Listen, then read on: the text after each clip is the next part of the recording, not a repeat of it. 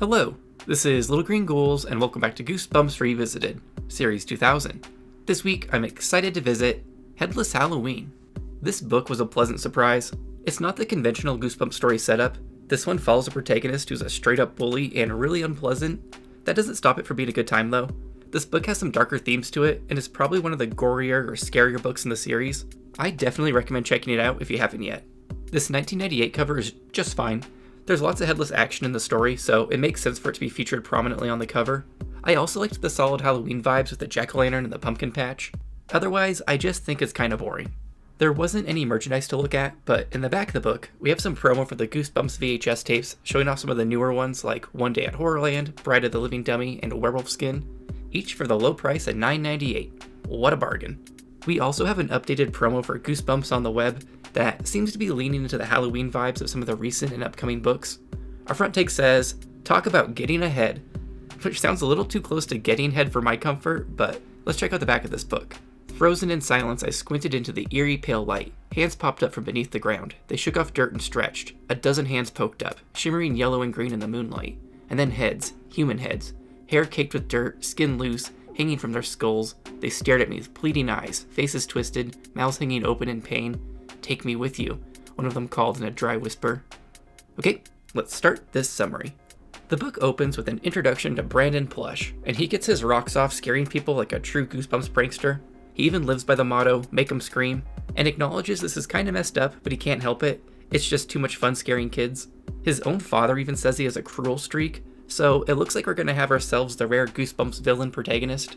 Brandon's favorite target is his 7-year-old sister Maya, who is scared of everything, probably as a result of constantly being terrorized by her older brother since birth. By page 2, Brandon is bragging about scaring his little sister so badly the night before with a scary mask that she literally threw up from fear, adding a tally to the vomit count already, and making me question what kind of story Stein has in store for us. Brandon then moves on to sharing how he also terrorizes his younger cousin Vinny, who he lovingly describes as a scrawny nerd. Most recently, he stuffed a fat purple worm down the back of Vinny's shirt and told him it was a poisonous snake. Considering Brandon is kind of a sociopath, Vinny believed him and freaked out, bringing Brandon great joy in his suffering. I think Brandon is a bit of a sadist because this kid cannot get enough of hurting people. Unfortunately for the neighborhood at large, it's nearly Halloween, which means it's prime time for Brandon to torment everyone, and this year he brags he's going to go all out and intends to be headless. It makes sense considering the title of the book. Brandon goes back to regaling us with his tales of terror and brags about scaring 2 little kids he babysits, Jennifer and Ray, until they literally choke and cry from fear. Brandon has got some serious issues. He really gets off on how sweet and innocent these kids look while they plead for him not to scare them. The last time he traumatized these kids, he convinced them a headless ghost lived in their basement and that the last kid who lived there had their head popped off by the ghost. And while telling this story, he makes sure to literally grab the little boy by the throat for emphasis. This story climaxes with Brandon slipping on a scary mask and having the kids remove it, only to find nothing underneath it because he slipped his head into his shirt. The little kids are sobbing and begging to go upstairs when Brandon turns around and spots their parents, who are not happy with him. Brandon gleefully returns home and calls his friend Cal, who is a 6-foot-tall 6th grader who also enjoys being a bully, which is why the two are such good friends. Cal can't wait for Halloween because he hopes they can lock some kids up in an old abandoned haunted house at the end of the street, which sounds like an occasional pastime of theirs. A quick minor nitpick, but Stein seems to have forgotten that Brandon shared this babysitting story as a flashback, but now he's just acting like this is the current timeline. It was briefly confusing. Brandon hangs up the phone because his mom sounds pissed. She informs him that Ray and Jennifer's mom called and reported that she'll never hire Brandon as a babysitter again because her kids are still terrified. Brandon tries his best sincere fake apology because he's fully aware of how to manipulate people to get out of trouble. Brandon is a concerning child. He's like the good son. Behind his smile lies a secret. Here, I made 2 of them, so we could be brothers. Behind his eyes lies a plan. Who is he? Mr. Highway. Wow. Lies the terrifying truth. Say goodbye.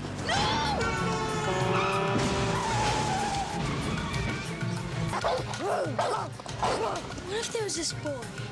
And he did these terrible things because he liked doing them. When innocence is just a mask, Do you really think I'd hurt her? You wouldn't.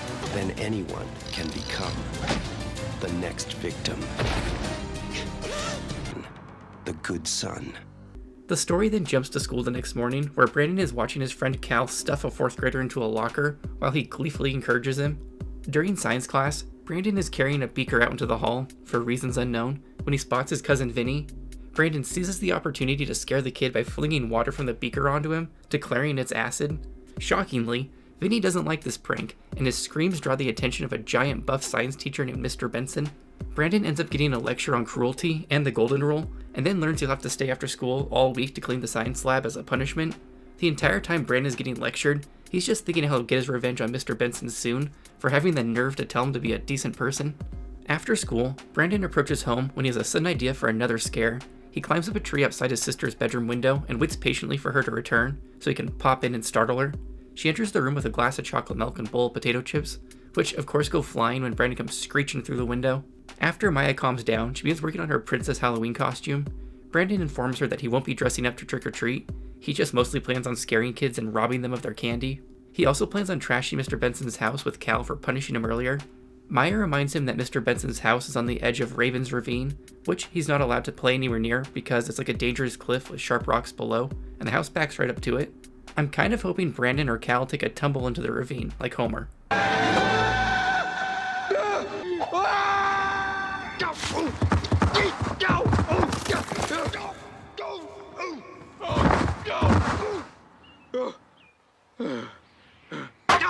It's now Halloween night, and Brandon and Cal are getting ready to terrorize the neighborhood.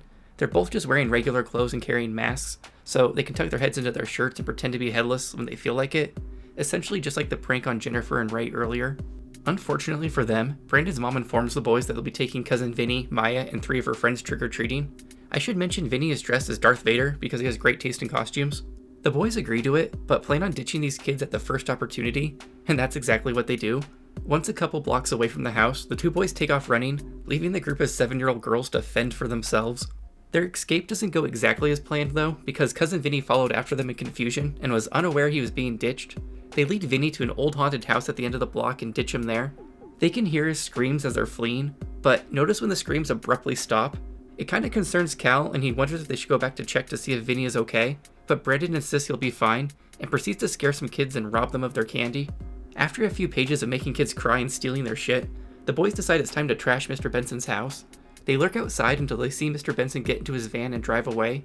They approach the house, but are suddenly attacked by 2 large red-eyed dogs. Lucky for the boys, the dogs stop short because they're chained up, and they proceed to taunt the dogs because they're little assholes. I guess these 2 just aren't going to toilet paper the outside. They plan on trashing the inside of the house, so they do a little Goosebumps breaking and entering and creep into Mr. Benson's house. Once inside, Cal goes through the teacher's fridge and seems shocked to find beer in there. Throughout this breaking and entering, Brandon has felt nauseous, and he suddenly realizes he needs to puke, but he gets straight up nasty with it. Instead of puking in the toilet, he stops and intentionally pukes all over Mr. Benson's kitchen table, like really forces out every last drop of all the Halloween candy he gobbled down earlier. Cal thinks that's probably enough destruction all on its own, but Brandon wants to trash the living room some by turning over all their furniture. They're about to do it when they hear the front door slam shut and think they're caught. Brandon hears the rattle of chains and realizes the dogs from earlier must have busted loose. The 2 boys leap out the kitchen window, and Brandon is halfway to Raven's Ravine when he realizes Cal's stuck in the window like Winnie the Pooh. Brandon considers going back to help his friend, but one of the dogs comes tearing after him around the house.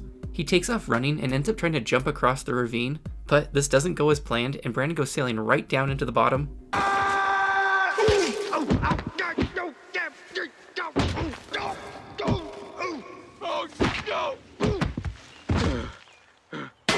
Except, not really. He crashes into the side and is able to cling on. He eventually pulls himself up and wonders what to do next. He can't see or hear Cal because it's too dark and far away.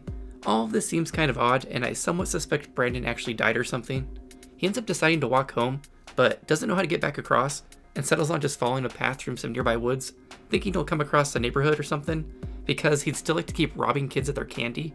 He eventually comes across a neighborhood, but all the houses are small, close together, and all the lights are off with no one in sight.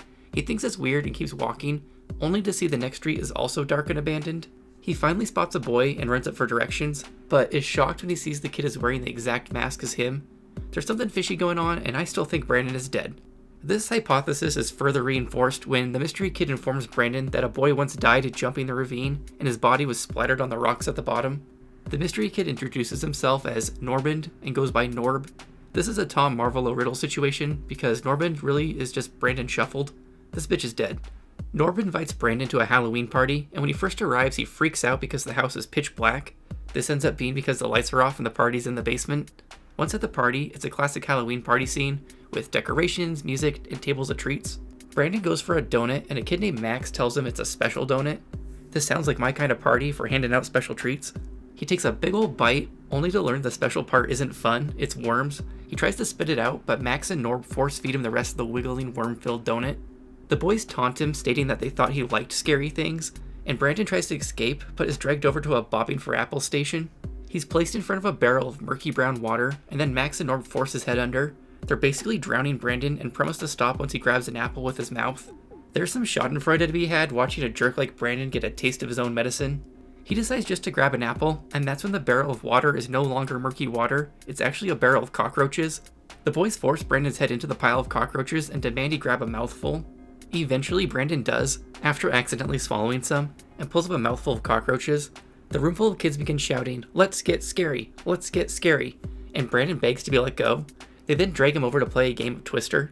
A girl in a monkey costume forces his arms to the mat, and then all these kids playing Twister start to morph into snakes, resulting in Brandon playing Twister in a heaving pile of snakes. The snakes wrap around him and begin to crush him.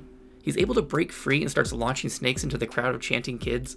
Norb declares for his next Halloween trick, he's going to make Brandon disappear, but Brandon has other plans and plows through the crowd full speed, and manages to make it out of the basement, back to the empty streets. He runs around in confusion in this bizarro world, and eventually spots what he thinks is a rabbit at first, but nope, it's a hand, wiggling around in the dirt. He looks up and spots dozens of hands flailing around in the dirt. Soon, heads begin to pop up out of the ground, begging Brandon to take me with you. Brandon is full on terrified at this point, and starts running blindly through the woods. He almost runs right off the edge of the ravine, but is able to stop himself in time.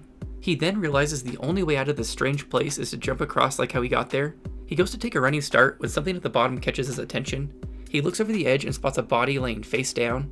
He starts trembling and thinks Cal must have tried to follow him and failed, but then he finally sees the obvious. It's his body. He's the one who didn't make it across. This sends him reeling, but he doesn't have long to process this new reality because suddenly Norb and Max have him by the shoulders, and some kids from the Halloween party are all standing on the edge of the woods. Norb explains that Brandon didn't make it and that he died, but his spirit made it across the ravine, which is why he's here on the other side with everybody else now. Brandon begins begging for another chance and swears he'll never scare anyone ever again, but Norb is just like, too bad, there's nothing I can do, but eventually says there actually is one thing. Brandon will have to help 3 frightened people if he wants to return to the other side. Brandon is kind of like, oh, that's easy, but Norb promises it won't be and then shoves Brandon over the edge of the ravine. He screams all the way down and lands painlessly next to his dead body. He rolls it over to get a look at himself and can't handle it, so he quickly rolls it back face down. He shouts up to Norb asking what to do, and Norb says he can have his body back for 1 hour to accomplish his 3 good deeds. Before he's even aware of it, Brandon is back in his body and starts to climb up the other side, where he's face to face with the snarling dogs he'd forgotten all about. Except, not really. He just can hear them still going after Cal. He races over and finds Cal still cornered in the house with the dogs snapping at him. He basically ends up sacrificing himself to the dogs in order to save Cal. The dogs are full on mauling Brandon while he shouts for Cal to escape. Once Cal is gone, Brandon ends up distracting the dogs with some Halloween candy, but not before having his jeans shredded and getting covered in bites. Once outside, he considers Cal to be one frightened person saved, which I guess makes sense. They didn't say he had to save 3 good people, so I suppose assholes like Cal still count. Brandon runs around the neighborhood desperately looking for somebody who's frightened and in need of help, but thinks it's hopeless since everybody's out on Halloween having fun. He wanders around solemnly and eventually reaches the old haunted house where they left Vinny earlier, and it occurs to him that Vinny probably needs help. He walks up to the abandoned house cautiously and concludes he needs to search inside for Vinny, but when he opens the door, he's treated to a bat scare as dozens of bats come flying out in his face. He continues onward and enters the house in hopes of finding Vinny. I'm not really sure why the kid would go inside the haunted house when they just left him out front, but okay. He calls for Vinny and is relieved when he hears an answer from behind a closed door. Vinny tells him to run away and save himself because there's a mystery creature roaming this house. Brandon opens the door and finds Vinny crouching on a chair, declaring the ghost stories are true and is even more terrifying than anyone could have ever imagined. Brandon is exasperated and is trying to get Vinny out of the room when he comes face to face with this ghost, and it's an actual ghost. A man, a very large man, dressed in loosely flowing robes, all gray from head to foot, no color, gray hair, gray eyes, gray skin, gray robe. Gray bare feet slapped the floor as he moved across the room. Thud, thud. I froze behind the couch, gaping in amazement, and as the gray ghost moved closer, I saw that his head was split in half right down the middle, as if a hatchet had sliced his skull. The gray eyes rolled wildly on each side of the crack. His nose split down in two. The crack ground down past his lips and stopped at his chin. As he stepped into the gray light and lowered his head towards Vinny, I could see inside his skull. I could see gray brains bubbling inside the opening in the skull. His belly bounced beneath his robe. The huge, ugly ghost lowered his cracked head, brought his face close to Vinny. What is he gonna do, I wondered. I have to save Vinny. I have to frighten that ghost. Brandon has to save Vinny, so he pulls his own headless ghost trick, which results in the ghost screaming and running away from him. Brandon is really pleased with himself, but Vinny informs him that wasn't the ghost, that was just the ghost's pet, meaning there's an even scarier ghost to defeat. Vinny then clarifies the whole house itself is a ghost, which is why he's unable to move and is stuck to the chair. Brandon tries walking towards him, but the floor turns to liquid, like the quicksand scene in Jumanji. Beware the ground on which you stand. The floor is quicker than the sand. Okay, help me. Okay, stay calm. Okay, I got it. I got you. Stop giving me things that come apart! Oh, I got you.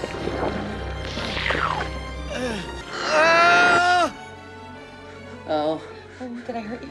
Oh no. Oh dear. The whole floor then creates a wave that rockets Brandon out of the quicksand floor and slams him into the wall. The walls then begin to close in, and Brandon begs Vinny to get out of the chair before he's crushed. The ceiling then comes crashing down when Brandon has an idea. He grabs a flashlight and hopes that the light will scare off the ghosts since they love darkness.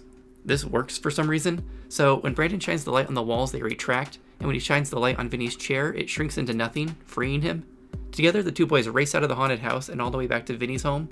Brandon is not sure how much time he has left because his watch was crushed during his fall into the ravine, but he knows he still has one more person to save. He then hears his sister Maya calling for help because some bigger kids are picking on her. I'm not sure how these are all going to count as helping out frightened people when these situations are more or less the result of his own actions earlier, but we're just going with it.